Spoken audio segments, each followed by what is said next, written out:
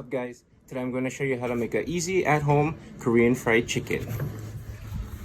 Let's go. A pound of chicken, salt and pepper to taste. Mix those buggers up, nice and nice. Flour, white flour all-purpose, coat evenly. Mix those buggers up.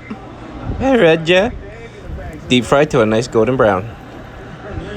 1 cup Aloha brand shoyu, 2 to 3 cloves of garlic, and 2 tablespoons green onions. Half a cup of sugar, half a cup of chili pepper water. Nice golden brown. Raja. Dip. Nice coat. 1 more for the boys. Let's go. And there you have it. Quality check.